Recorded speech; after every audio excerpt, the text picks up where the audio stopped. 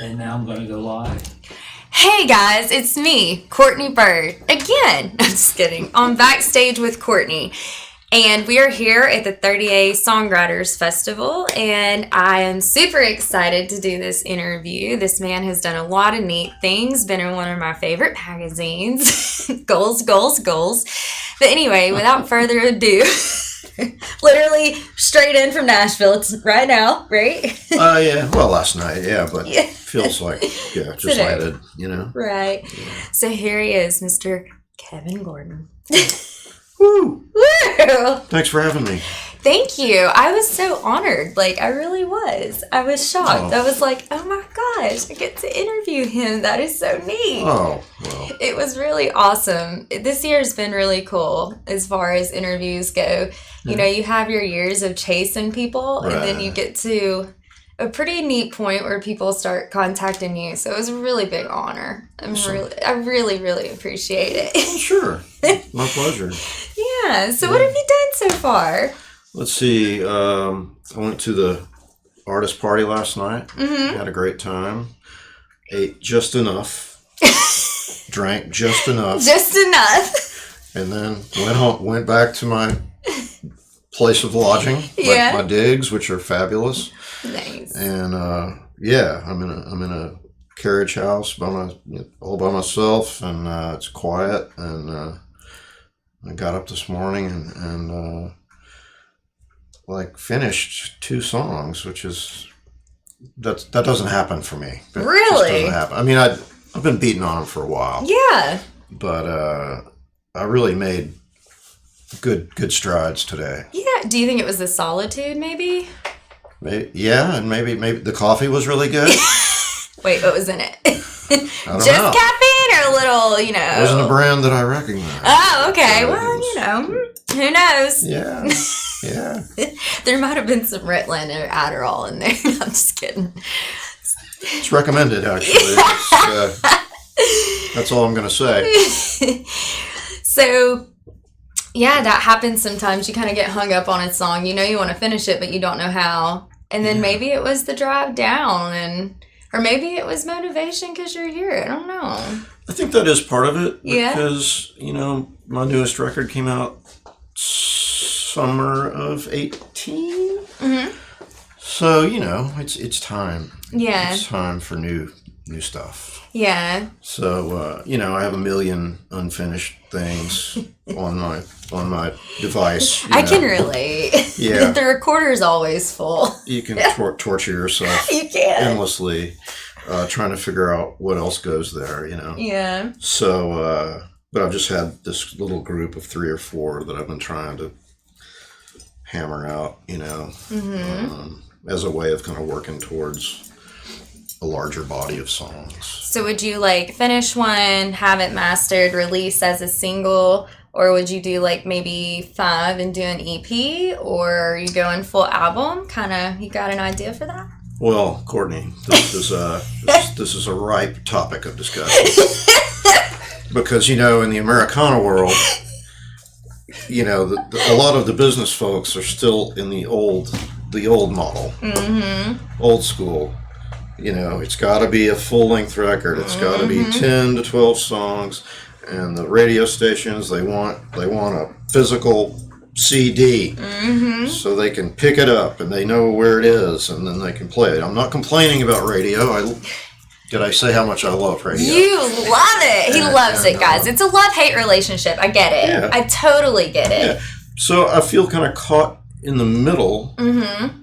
I'm intrigued by this idea of dropping singles, and then let that become like an EP after 3 or 4, and make it and let it build to what would be like a full length project, and hopefully it all makes sense together. Sure.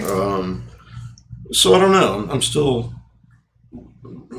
wrestling with myself and my people about that a little bit. I don't think it has to keep a common theme. I don't think it should. I think that just like every industry, any business, you have to keep up with the trends. That's where a lot of business owners fail. They don't keep up with the trends. They don't figure out what their competitors are doing to keep their employees and that kind of thing. And I feel like it's the same thing with music. Yeah, there was a way at one time in the industry that you could do it. And yes, it's worked and it was very respectful. But at the end of the day, we're in a new era, and what if you do release a single and you decide that you're going to do 15 more songs? I mean, I think at this point, it's about the fans and capturing the essence of what you're putting out there. You're you. Yeah. You have your topics, your live experience. I'm sure all of those go into that. Oh, yeah. So I don't think there's really a wrong way to do it. True. It just seems like, drop the single idea is cool because it's such a short attention span theater out there culturally right now that you've got to stay in front of people. Yeah, you got to stay relevant. So that's why I'm down here writing songs. Yeah. So I can.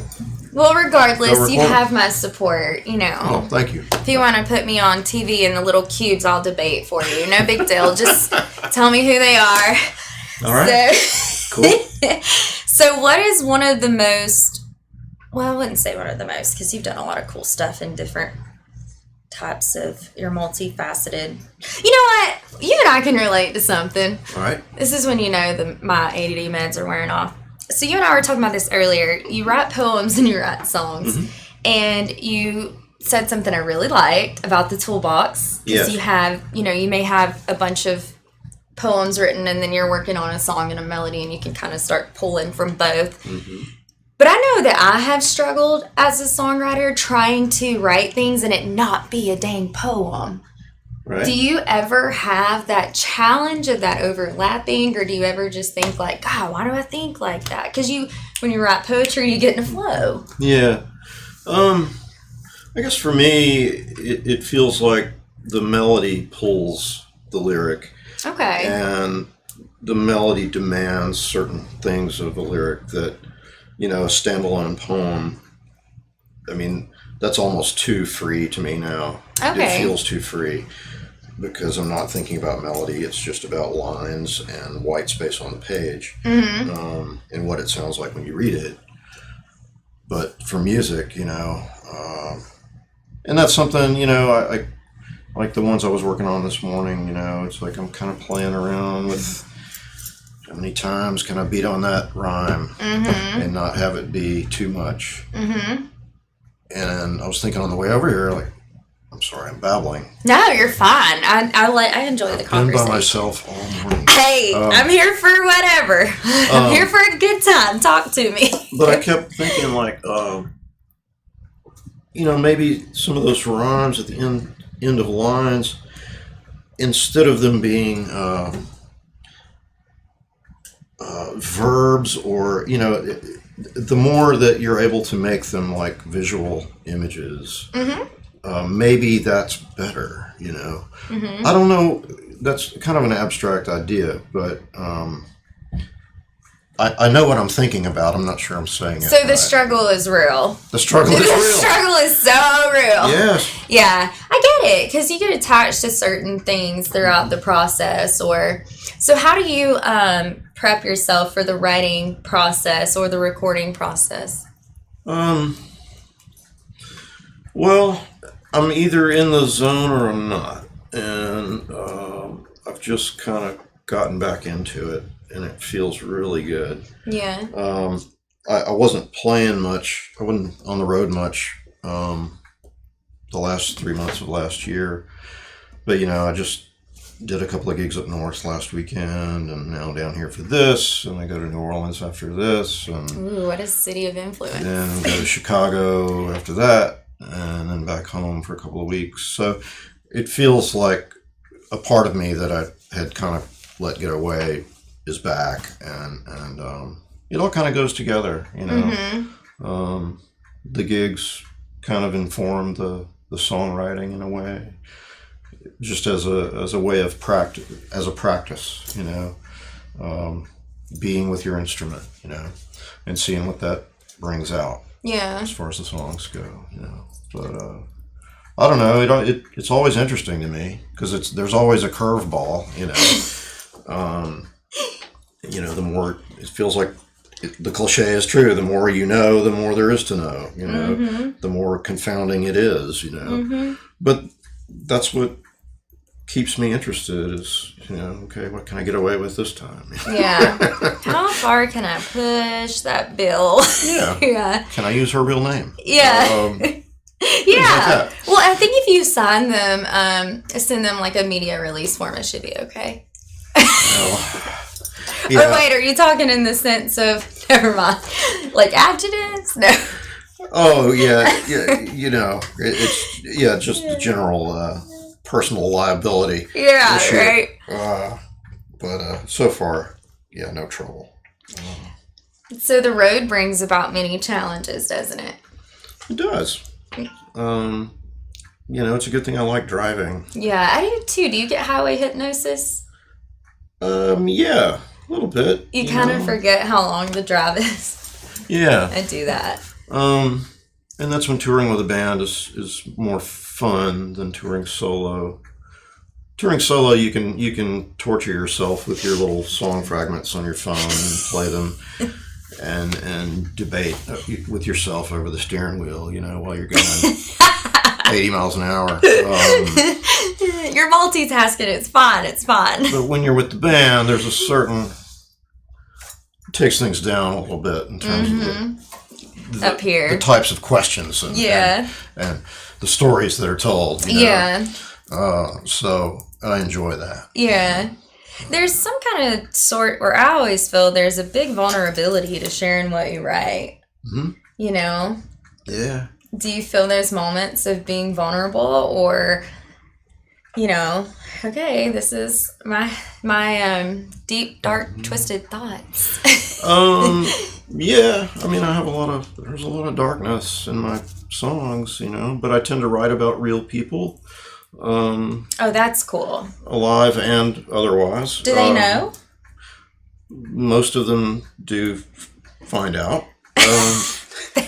I like that. It's kind of like a scavenger hunt. Yeah. It's. I'm gonna be waiting now and be like, all right, come on, bring it to me. Which one of these? That's right. I'll have to text you and let you know. That crazy girl I met down there in Florida. You're in this song, and I don't know what to do. Just say what you think. Just be honest.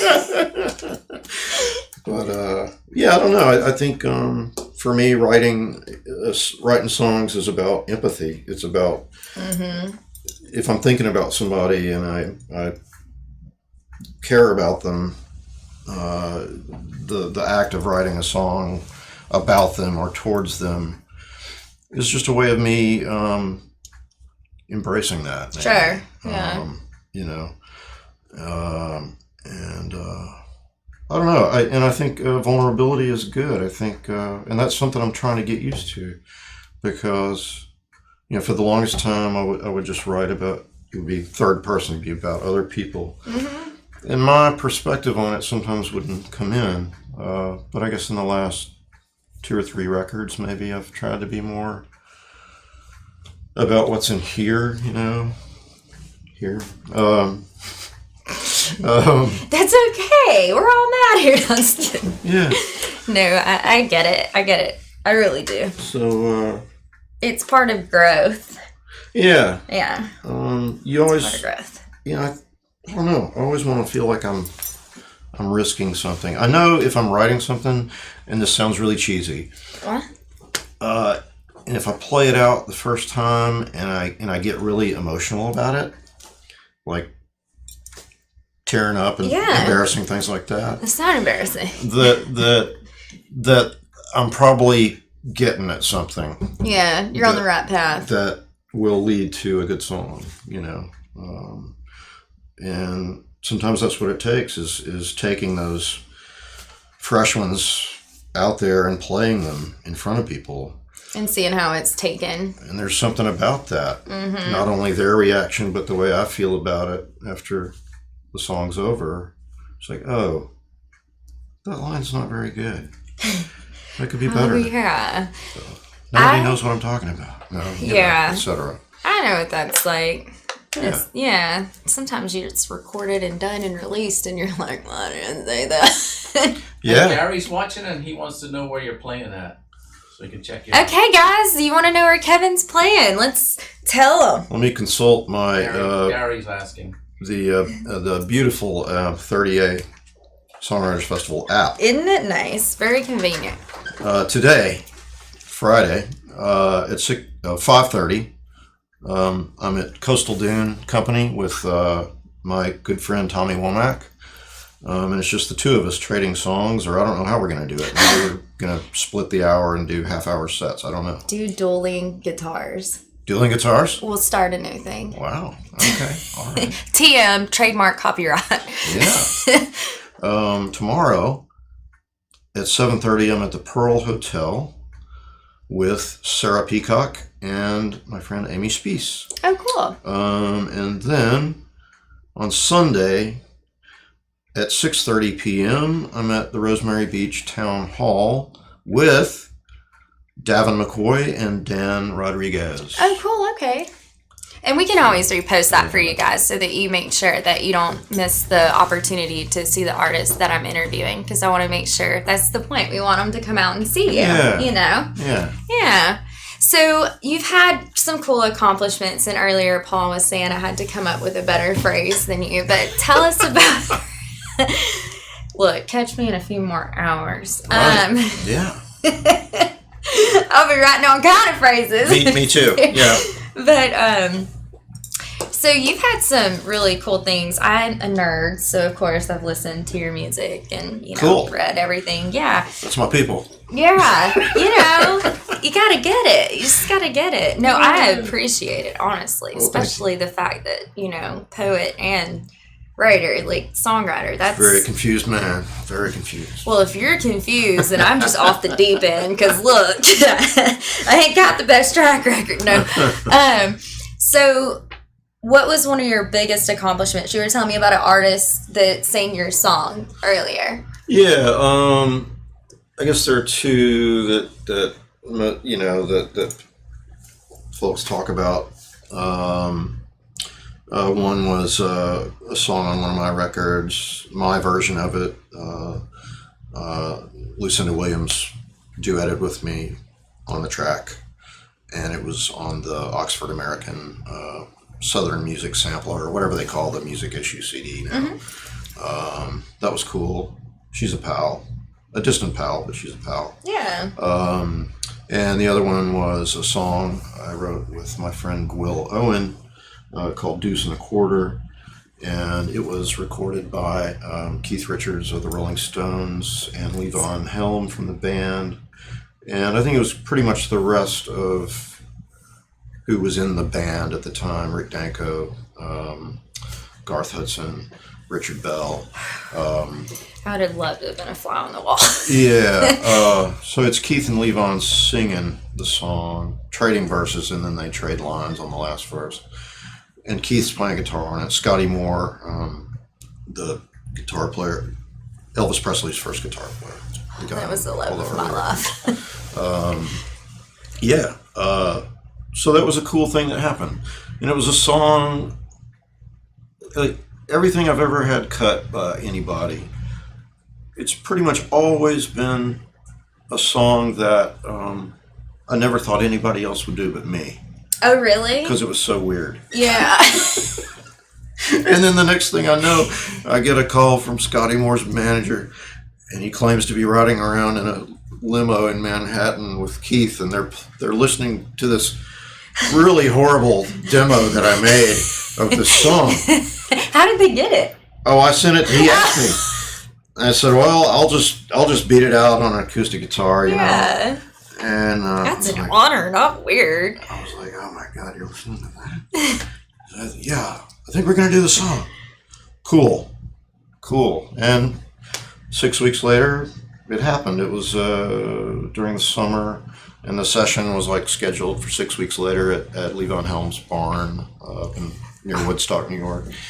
And so the question was, is everybody going to show up? Yeah. Is everybody going to be conscious?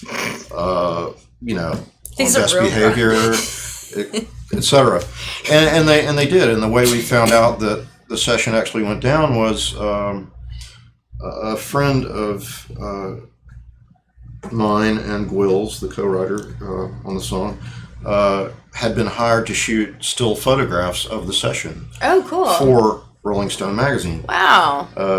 Our friend Jim Harrington, who's a wonderful photographer. Oh, wow. So Jim didn't have my phone number, but he had Gwill's number, and it was like 2 a.m, and they were doing a rough mix of the song, and it just happened to come up, like, whose song is this? And when Jim heard that it was our song, he called Will, like, in the middle of the night and told him that it happened. So, anyway. That had to be, like, fun times. The coolest feeling in the world. It's still pretty surreal to listen to it. Yeah. And I didn't really like their version when I first heard it. Really? Because it was slow. Oh, okay. That happens. It's much slower than I used to do it. Okay. I've kind of slowed it down a little bit now, but now I listen to it, it's like, oh, you can't complain about this. No. It's, and Keith talks about the session in his book, which is really nice. He doesn't mention my name, but he mentions about how much fun that session was. Aww. Scotty Moore was one of his heroes, Yeah. And to get to play on a record that was a tribute for Scotty Moore and Elvis's first drummer, DJ Fontana, who was from Shreveport, Louisiana, my hometown, my birthplace. He was knocked out by that. Yeah. Oh, I would have been too. What a time. What a time. So, yeah. Those are a couple things. Having Irma Thomas record one of my songs, a great singer from New Orleans, that knocked me out, Oh, I bet. Yeah. Can't imagine. So, yeah. Yeah. Keeps it fun. Yeah. It's always fun, but yeah. when somebody else does it, my friend Todd Snyder, his band Hardworking Americans cut a version of my song Down to the Well that I wrote with my friend Colin Linden. That was a treat because I had no idea they were going to do it. It seems like not knowing's been the trend. And then, Todd's road manager, Brian, called me on my phone one day. And he goes, "Hey, listen to this." And of course, you're on a phone. And, the playback is coming terribly through the monitors in the control room. And it just sounds like, is this music? But I could make out enough of it to know that it was Down to the Well and that they were recording it. They were out at one of the Grateful Dead guys' studios in San Francisco where they cut that first record. But anyway, it's fun. It's fun when other people do it. Do you get more joy out of it that way? You want to feel like it validates you somehow, but it's still the same song. I mean, yeah. Is it good? I don't know. Yeah. They liked it. Yeah. So I go back and forth on that. Yeah. What is a good song? To whom? And why? And hey, everybody's different. Everybody's experiences are different. Yeah. People relate to things different. One thing I've learned in the last couple of years is a person's perception is their own reality. Wow. So if you're able to penetrate those other realities, I think you're doing a great job. I think that's what I did when I started writing songs again this time. Was like I just convinced myself that I was in the zone. Yeah. And then I was in the zone. You did it. Look at you. So, you did it. You got there. The power of positive thinking. Power of positive. I read that book. It's a great one. So what do you have coming up that you're excited about besides playing this weekend? Let's see. Well, I get to go to New Orleans next week. That's fun for the Folk Alliance conference. Oh man, eat all the food. Oh, I love it. I love it there. It's one of my favorite cities in the world. Me too. And then, Dookie Chases. Oh yeah. Oh. It's bad. I tell everybody that's my favorite out there. Yeah, it's great. it's not good for me. It's not a good city for me. Me neither. I eat constantly when I'm there. But I have a great time. Oh, absolutely. How can you not? Yeah. But then I go to Chicago on the 25th, and there you go again. Got to get all the food. 40th anniversary show at a club called Fitzgerald's, which has been around for 40 years. Ever, yeah. And they've been big supporters of mine, and they're a big part of the roots music scene in Chicago. I think Bill Fitzgerald was the first promoter to bring Zydeco music to Chicago. I think he brought Clifton Chenier to Chicago the first time he played there. I could be wrong on that, but I've heard that before. Okay. So no fact checking. I'm just so flattered that Bill and his family and his venue have been supporters of mine for so long, and it'll be fun going up there. We're doing a show with Dave Alvin, so it'll be a fun night. And, yes. So nothing but good things on the horizon. Well, we hope. You can only go up from here. So since you're from Louisiana, yeah, what is your best dish that you make? Oh wow, okay. Well, I like making gumbo. Okay. There's a kind of meditative thing about it, you know. A connection, a soul connection. Yeah, and I try to, I've gotten away from like absolutely trying to make the roux as dark as it can get, because I don't think that's what it's. I think my friends and I who cook gumbo, we've decided that that's not really the thing. Just get it brown. Okay. Don't worry about taking it all the way to the burning point. To the essence, no. Because it's kind of this macho thing, I think. Like, I got it almost black and I didn't burn it. And it's like, well, actually, the lighter roux tastes better. So there's more flavor to it, I think.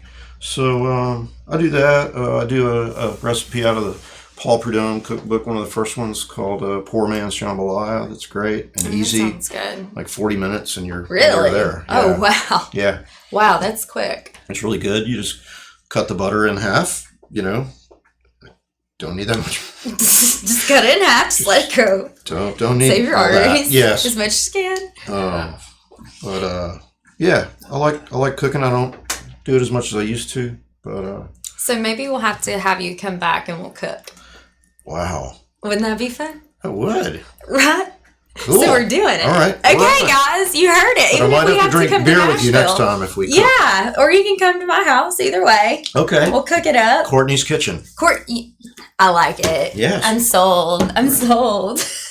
We'll keep a fire extinguisher nearby. I'm not a bad cook, though. This guy told me one time, he said, "You're too skinny to cook good." I said, "What does that mean?" Oh, no. Right? Yeah, that doesn't. Or maybe I'm skinny because it goes through me, but it's still because it's that good. Yeah, there are many factors there. Yeah. Many contributing factors. But no, cooking would be fun. I love it. It's therapeutic. Yes. Well, we can wrap up if you'd like. Is there anything else you want to tell us?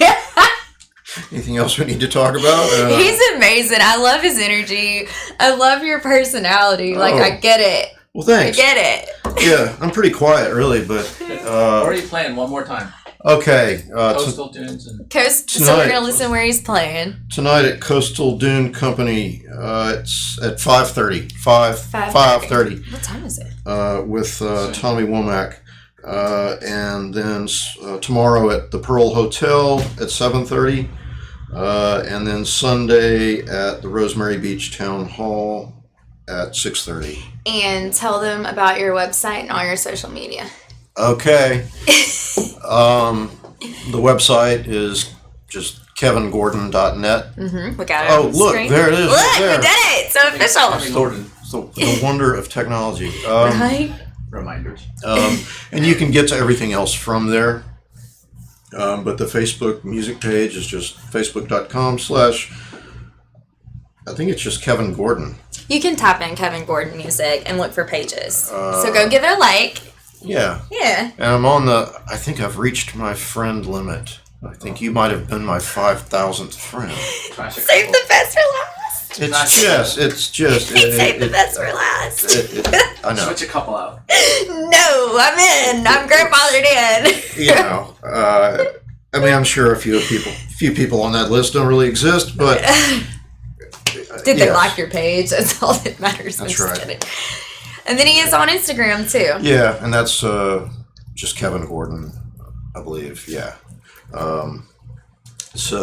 Yeah, I'm on all that stuff. Well, I'm glad you came. Thank you. Thank you. Oh. I was super honored. So honored. I'm kind of a nerd. That's okay. Yes. Okay, guys. Well, we're going to get you back to the Songwriters Fest. Please don't forget to check out all of his music and make sure you like his Facebook page, give him a follow on Instagram, and we will be following him throughout this weekend, as well as the other artists we interview. So be looking for those live snippets. And everyone have a wonderful weekend. You heard it first, or actually, this was your first stop, your first official stop. That's right. Absolutely. On Backstage with Cortni on 38 TV. Thank you. Thank you. Awesome. That's a